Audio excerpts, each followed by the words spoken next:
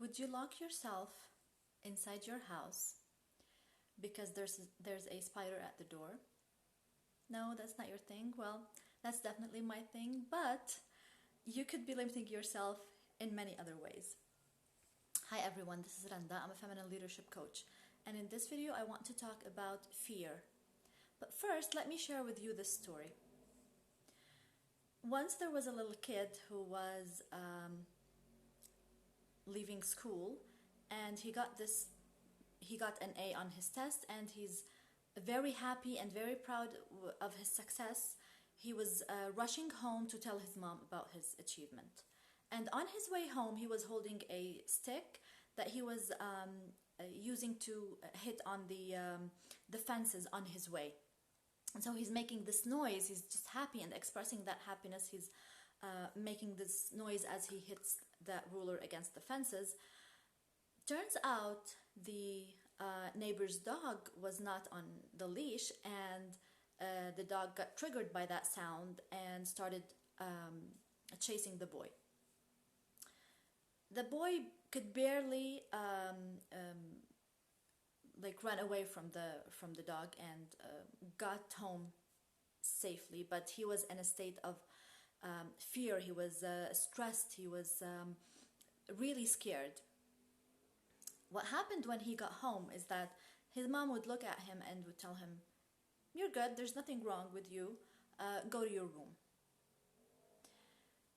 So that seems like a very simple, harmless story about some kid who was chased by a dog. Later on in life, this kid grew up and he was successful in his work, and he was in a relationship, and he was preparing to get married. And on the night of his wedding, he ran away. He stopped the whole thing. And then what he discovered was that because of that simple experience that may seem like it's harmless, his brain had formed a belief that happiness is dangerous. So because he was happy about his achievement, excuse me, and he was very proud, and he wanted to go share that happiness, and he was at his utmost happiness, and he wanted to go share that. But because of what happened, the brain of our brains, they form beliefs to protect us as a protection mechanism. These beliefs don't necessarily serve us all the time. And so in this case, the brain of this kid formed this belief that happiness is not safe. You're going to be in danger if you are happy. And so he is stopping himself from his own happiness. And this is how we stop ourselves from our desires. Maybe we have a fear of being successful because at some point the brain had formed this belief that it is not safe for us to be successful. And so we start maybe procrastinating, maybe we start manifesting even physical diseases whenever we want to start this new project, whenever we want to start this new business, or maybe apply to our dream job. Also, one other way our beliefs are formed, mainly it's during the first 7 years of our life that our beliefs about ourselves, others, and life are being formed. And like I said, the brain forms these beliefs without conscious intervention on our part. And this may lead us later in life to stop ourselves from communicating our needs, from going after our desires, from setting boundaries, from shining our light, from being seen, because at some point the brain deemed all of these things as unsafe because of our childhood. Maybe it was not safe for us to express our needs. Maybe we were taught that our needs are not important, or that we are a burden if we are, let's say, experiencing negative emotions and we need connection, we need emotional support. And because of what happened, the reaction of our caregivers during that time when we are expressing that need, the brain may form a belief that expressing our needs is not safe for us, or that our needs are not important. And so this on many levels is going to prevent us in the future from communicating our needs or going after our desires. It will cause us to really disconnect from ourselves, to disconnect from our emotions, from our desires, and from our needs. And these fears are not like rational, right? Because happiness is not dangerous. It's not life-threatening. And so, like in my case, the spider is not going to eat me. But to my brain, that is a possibility. And I cannot rationalize with my brain because it had formed this belief, and it pushes me to freeze. So our reactions to a perceived danger could be we fight, we run away, we freeze, or we play dead. And so for me in this case, my brain decides that I need to play dead or to just freeze. And at that moment, I'm not able to form a complete sentence. Like literally parts of my brain, they stop working.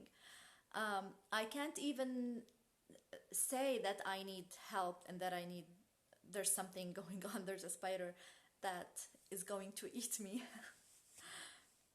But there are other fears that seem just as real. For example, the fear of being seen. And I remember my first videos that I started recording and posting on this same account. In my first video, I was super disconnected from myself. I was in my head. I was, uttering the words, and thinking, they're not going to like me, I'm not enough,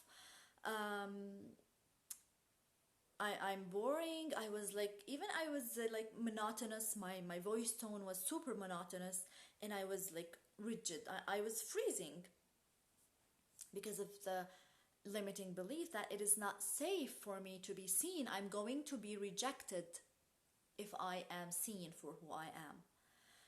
And you cannot rationalize with this fear, but you can use the language of your nervous system to reprogram that.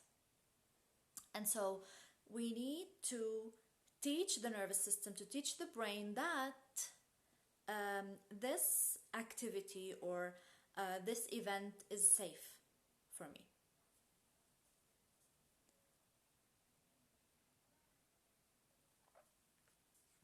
And this happens when we start learning self-regulation techniques that allows us to move our internal physiology from fight or flight or the stress mode into coherence, which is the state of balance and ease. When we are relaxed, when we are not functioning under the primitive part of the brain, when we are able to access all of the parts of the brain that allow us to critically assess the situation and to come up with effective decisions. And so, for example, in my case, regarding the videos, it was scary for me to go on videos and to start sharing my message,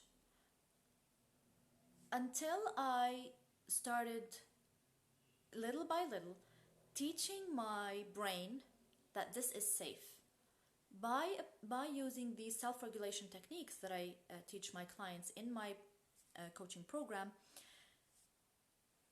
I started using them to bring myself into a state of ease and balance, and this kind of translates in the language of the nervous system that this event is safe.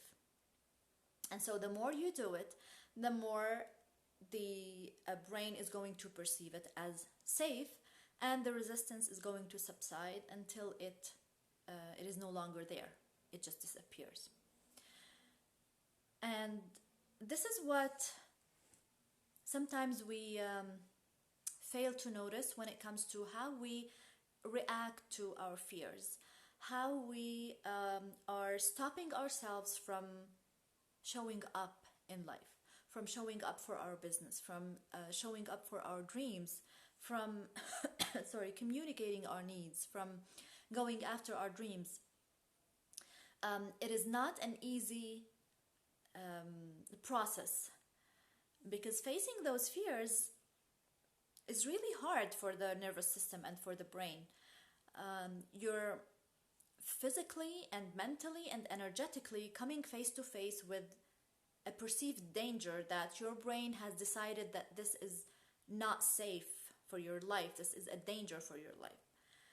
And this is going to cause you to be stressed and anxious. It's going to trigger you. And so you have to be very aware of what is going on inside of you, and the trigger that has been elicited due to the situation. And first, when you are aware of what is going on inside of you, you can decide to have more control. You decide to take your power from that situation. And you start using these techniques to self-regulate, to soothe the nervous system, so that the nervous system starts understanding that this is safe, that, for me, the spider is not going to eat me, or being seen on video is not going to cause me to be rejected. Being seen on video or showing up for my business, so showing up for my clients, is not dangerous. I'm not going to be rejected because of that. And this allows you to remain connected to yourself throughout the experience, because what has caused that in the first place is that disconnect. That is what trauma does.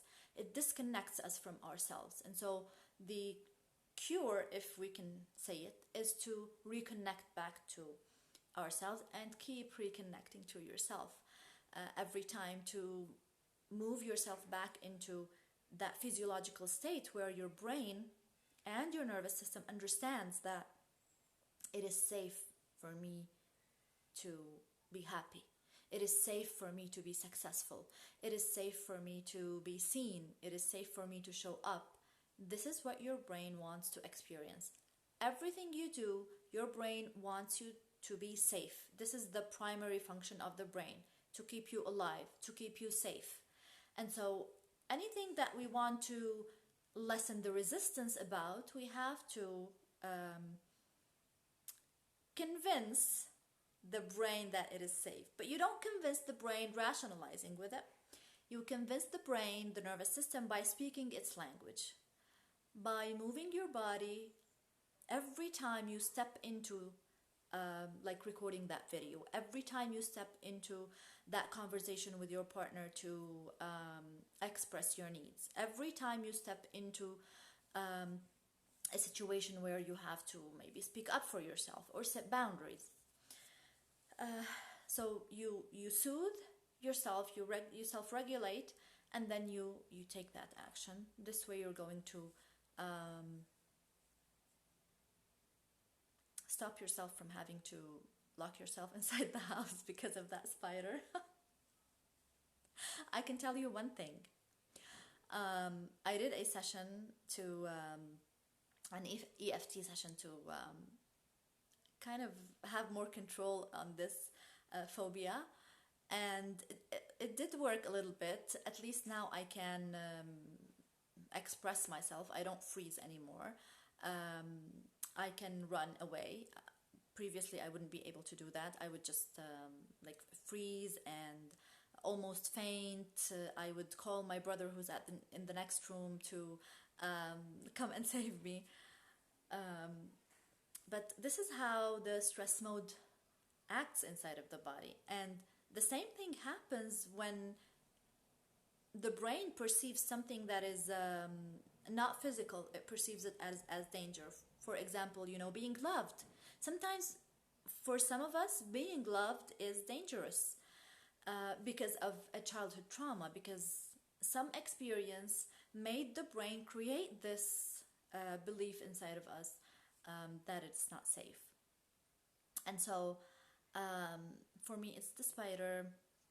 It was showing up on video. For you, it could be something else, but it's practically the same thing, the way the brain works. And the more we understand how the brain works, how the nervous system works, the more compassion we can have towards ourselves, and the better we can move towards a solution. We can start being moving towards effective solutions instead of trying different things. And this is part of my coaching program, where I share the science behind of everything that you learn, behind everything that you have been through, behind your limiting beliefs, how they were formed, and behind these techniques that I teach that are science-based tools and techniques that are built to heal the nervous system, that are built to build your emotional resilience, build your internal energy reserves, so that you can be better prepared to show up in places where you have had reasons to stop yourself, or beliefs, limiting beliefs that would stop you from showing up. So if you want to learn more about these tools and techniques, and also more about my coaching program, which is really a flavorful mix between these science-based tools and techniques and also feminine energy techniques, you can head over to my account and click on the tab that says book now. This will direct you to the to my scheduler, where you can pick your time slot to schedule a free session. During this session, it's a 1 hour session. You and I can talk more about what your needs are, and how my coaching program can cater to these needs, and how it can help you build your emotional resilience, and also how you will be able, through these tools and techniques, to connect to your unique feminine essence, because the world needs that feminine essence. It is what will make a difference in the world, that unique feminine essence that only you have. And how you can express it in really everything you do, in your business, in your relationships, in your life in general. So I'm looking forward to connecting with you, and to share with you these amazing tools and techniques. I will also leave a link in the description below. If you watch this on IGTV, you can just you can expand the description and the link becomes clickable. So you just click it, and it will direct you to my scheduler. And I'm really looking forward to connecting with you. If you have any questions about anything that I have shared right now, please do not hesitate to reach out. Thank you, and I will see you in the next live.